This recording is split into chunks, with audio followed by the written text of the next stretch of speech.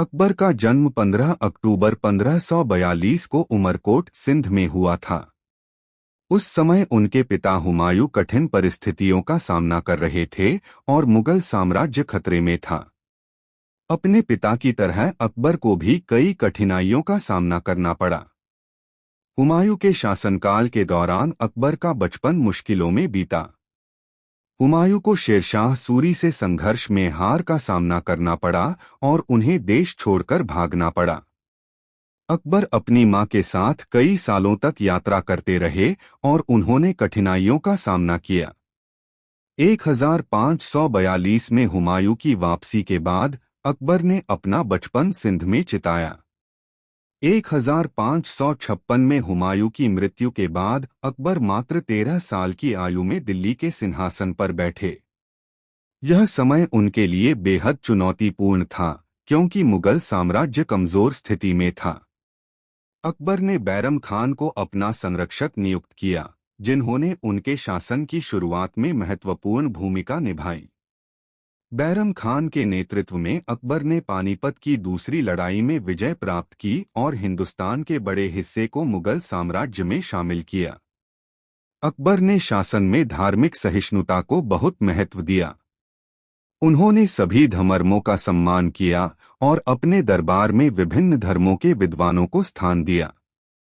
अकबर ने जजिया कर को समाप्त किया, जो गैर मुस्लिमों पर लगाया जाता था। 1575 में अकबर ने फतेहपुर सीकरी में इबादत खाना का निर्माण किया, जहां सभी धर्मों के विद्वान आपस में धर्म पर चर्चा करने के लिए इकट्ठा होते थे। यह एक अनोखी पहल थी जिसने अकबर को अकबर महान बनाने में योगदान दिया।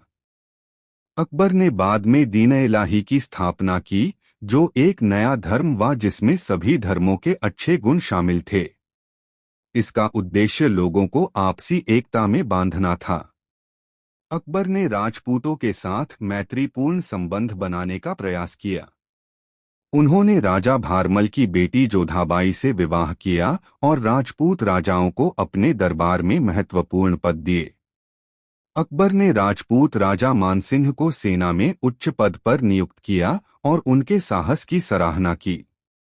इससे मुगल और राजपूतों के बीच एकता का संदेश पूरे देश में फैला। अकबर का दरबार उनके 9 रत्नों के लिए प्रसिद्ध था। इनमें बीरबल, तानसेन, अबुल फजल, फहीम आदि प्रमुख थे। इन रत्नों ने अकबर के शासन को मजबूत और लोकप्रिय बनाने में मदद की। बीरबल अकबर के प्रिय थे और उनके साथ गहन विचार विमर्श करते थे। बीरबल की चतुराई और हास्यप्रियता ने अकबर के दरबार को रोचक बना दिया। अकबर ने साम्राज्य को विस्तार देने के लिए कई युद्ध लड़े। उन्होंने गुजरात, बंगाल, कश्मीर और दक्षिणी भारत के कुछ हिस्सों पर विजय प्राप्त की। उनके शासन में भारत का अधिकांश भाग मुगल साम्राज्य का हिस्सा बन गया। उन्होंने राजस्थान में चित्तौड़गढ़ के किले पर विजय प्राप्त की, जो उनके साहस और कुशल रणनीति का परिचायक था। इस युद्ध में अकबर की विजय ने उनकी प्रतिष्ठा को बढ़ाया। अकबर ने 49 वर्षों तक राज किया। उन्होंने अपनी सूझबूझ और न्यायप्रियता के बल पर मुगल साम्राज्य को सुदृढ़ किया।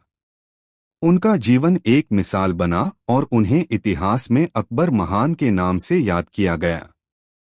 अकबर का देहांत 27 अक्टूबर 1605 को हुआ और उन्हें सिकंदरा, आगरा में दफनाया गया।